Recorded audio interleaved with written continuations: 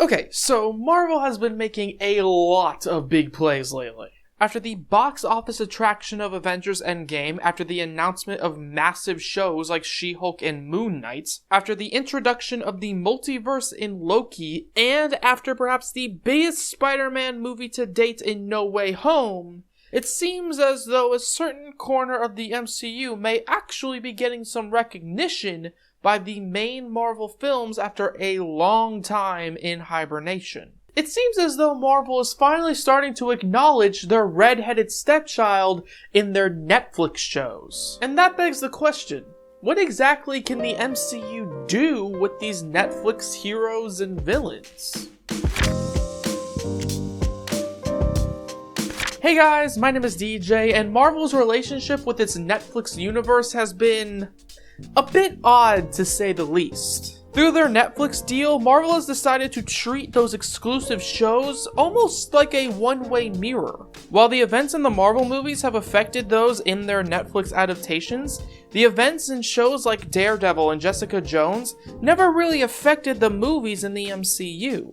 But with Charlie Cox's Daredevil and Vincent D'Onofrio's Kingpin recently making their MCU debuts, I think it's safe to say that that one-way mirror is starting to look a bit more like a window. And with that comes a whole world of possibilities for the MCU. With characters like Daredevil, Jessica Jones, Luke Cage, and more now under the MCU banner, the future of this franchise is starting to look more and more interesting with these game-changing additions. But now, the question is, what exactly can we do with these new additions? Well, today I'm going to be taking a look at a few of those Marvel Netflix characters before throwing out a few ideas I may have for them in the MCU. I'm only going to be talking about a few characters though, so I apologize to those Jessica Jones and Luke Cage fans out there. Maybe if you guys decide that you want a part 2 to this video, then we can circle back around to those popular characters that didn't quite make the list today. But without any further ado, let's begin with the first character to debut for Netflix under the MCU banner, with Daredevil. So when it comes to the Devil of Hell's Kitchen, there are a lot of different factors we can play around with. There are so many little character traits to Matt Murdock that he could show up in basically any situation, and you could kinda see how it would make sense. For instance, you could utilize his law practice in Nelson and Murdock to introduce him as a lawyer for one of the other superheroes. Or you could just have him show up to fight alongside a common threat of Hell's Kitchen simply because the plot takes place in that neighborhood. However, for this pitch, I've come up with something that might be a little out of the box for the MCU. So, Matt Murdock is very much a character surrounded by his faith. Throughout his show, we watched as he continuously had to wrestle with his religious beliefs. He even had a regular priest that he went to in Paul Lantum. And this religious background has got me thinking about another somewhat religious character soon to make his MCU debut in Moon Knight. For those of you who don't know, the upcoming Moon Knight Disney Plus show stars a hero who has a somewhat strong tie to his religion. After all, he is the son of a Jewish rabbi, so it's fair to say that his religion could be seen as a character trait that we can explore in a potential story. So my pitch is that we take these two religious characters and somehow combine them in a way that creates an inspiring story about unity. You could easily have Moon Knight following some sort of a lead before eventually finding himself in Hell's Kitchen alongside Daredevil. And believe me, I know that it may seem a bit forced to create a story featuring these two specific character traits, but if you think about it, the MCU doesn't really have a story like this at all. We've seen a lot of stories in the MCU with two opposing forces fighting against each other, but we don't have too many stories where we see a sort of harmony between two very different people. And even if you don't want to focus on the religion aspect of this pitch, which I will continue to do moving forward, I still think it's fine. Just seeing these two very different characters in Daredevil and Moon Knight working together to take on a villain could be quite interesting. But I still stand by the religion angle of this pitch because I think it makes what comes next quite interesting. You see, to make this religion team up work, they need to battle an enemy that believes that they are above everyone else. They need to fight a character with a massive ego who believes that they are undeniably the best. In other words, to continue on with this religion theme, they need to battle an enemy with a god complex. And to me, the character that works the best for this kind of role is Doctor Doom. Sure, while his first appearance in the MCU would be more appropriate with the inclusion of the Fantastic Four, I do believe that he would also be perfect to fit this role as a selfish, egotistical, and powerful villain to fight Daredevil and Moon Knight. If you were to ask most Marvel fans who the most egotistical villain is in their lineup, chances are you're going to get Doctor Doom as an answer. So it's not hard to see Doctor Doom as a character who thinks of himself as God.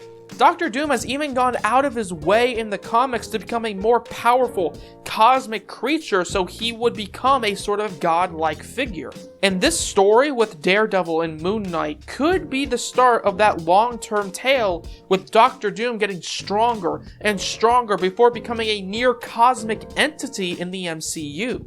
And sure, maybe I did decide to butter up this pitch by just inserting Doctor Doom in the MCU. Okay, I know, I'm great. But I will say that this plan does actually sound like a lot of fun for the future. Seeing Daredevil and Moon Knight team up against Doctor Doom just sounds like a lot of fun. And it's a story that could see these two very different heroes teaming up in a way that's unique to them specifically in the MCU. But like I said before, if that's a pitch that seems a bit too outlandish, a bit too far-fetched for some of you, then I still maintain that Daredevil could easily be slotted into basically any story in the MCU.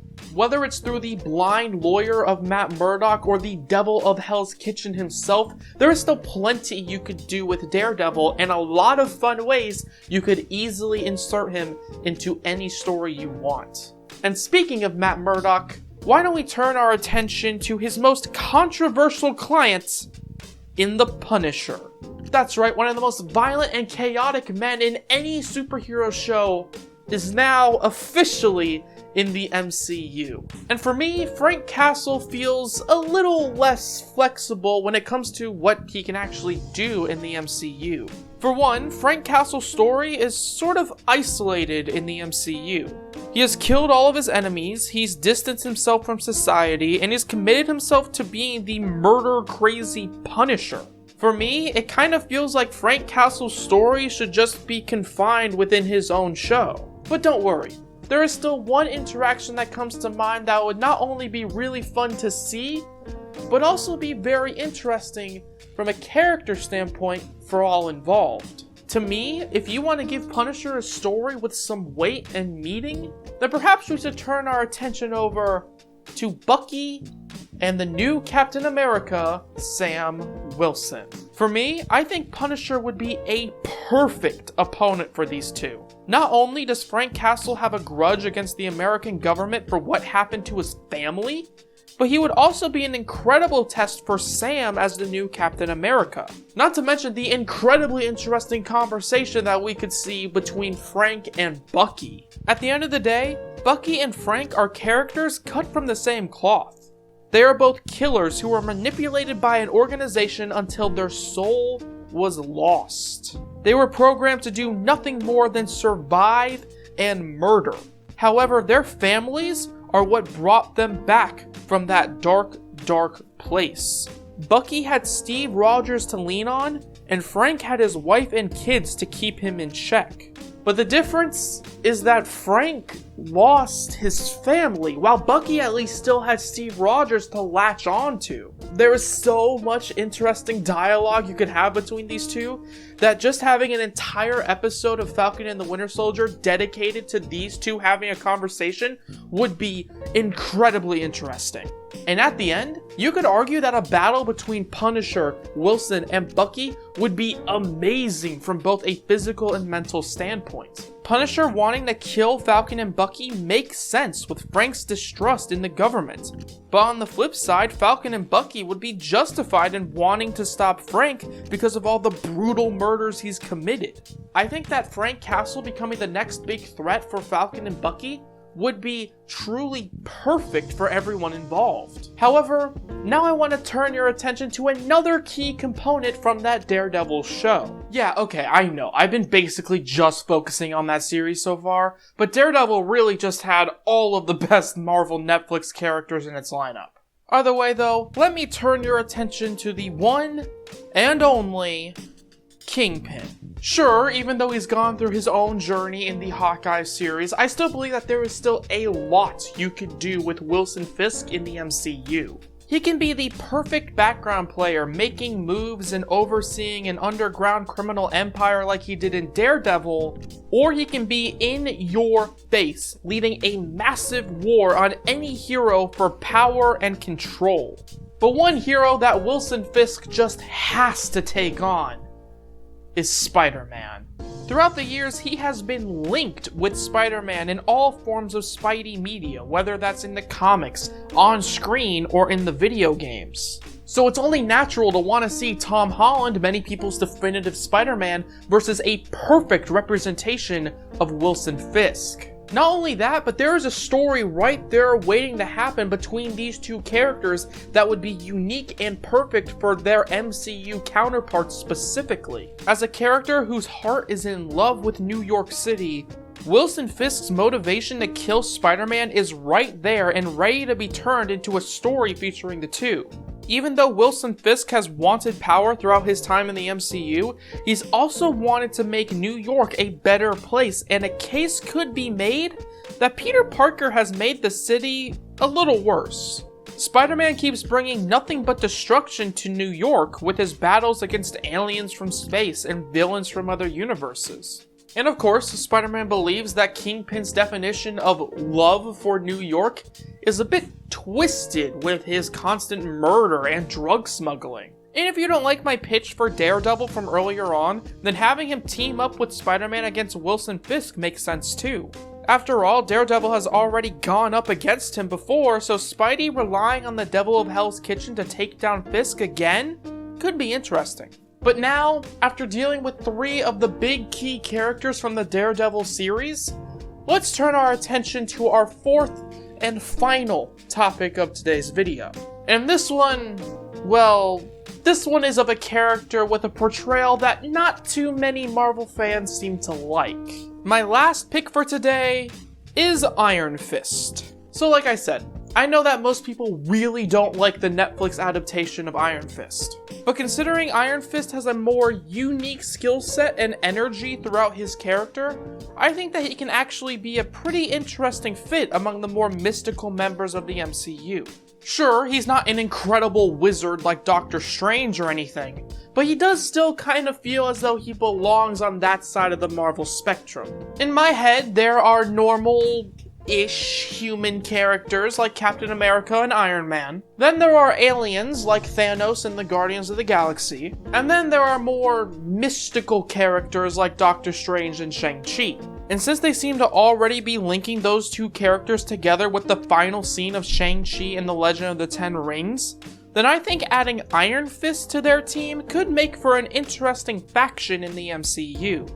I think this kind of team-up movie is exactly what Iron Fist needs to establish himself better in the MCU. After the Iron Fist series, it's pretty safe to say that most critics and fans had nothing but bad things to say. But having him team up with the popular Shang-Chi and Doctor Strange characters might give him a chance to earn a little bit of love from the audience. It would not only help Iron Fist in terms of audience awareness with his inclusion in a movie, but would also give Iron Fist some charismatic and likable people to play off of. This could be used to sort of rub some of that Doctor Strange and Shang-Chi popularity onto Iron Fist. And not only that, but a team up between these 3 powerful and mystical heroes could lead to an interesting villain. Yeah, I know, I keep talking about introducing interesting villains into the MCU, but Marvel has such a cool lineup of villains in their comic book history that they've barely touched in the MCU. I just want to see some cool villains in the MCU for once, okay? Outside of Thanos and like a few other people, their villains have been lacking, and I just want to see some cool shit, okay?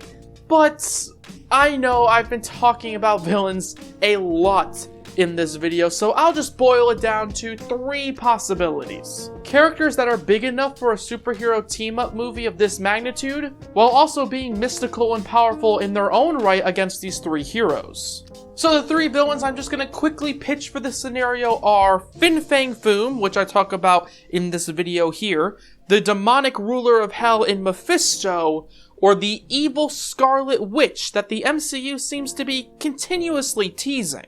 Any one of those would not only be an interesting addition to the MCU, but also a very powerful force worthy enough of this mystical threesome. Just like how so many people from those Marvel Netflix shows would be interesting additions to the MCU in their own right.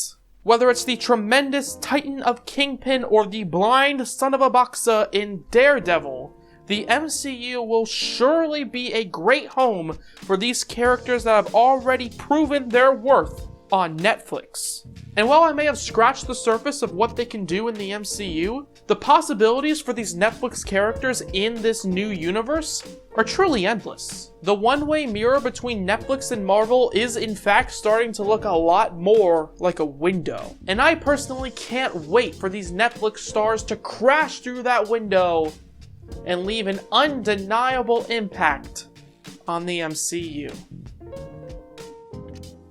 Thank you all so much for watching this video. What do you guys think of my pitches for these Netflix characters, and what do you want to see for these Netflix stars in the MCU? Let me know in the comments below, and be sure to like, comment, subscribe, and all that good stuff.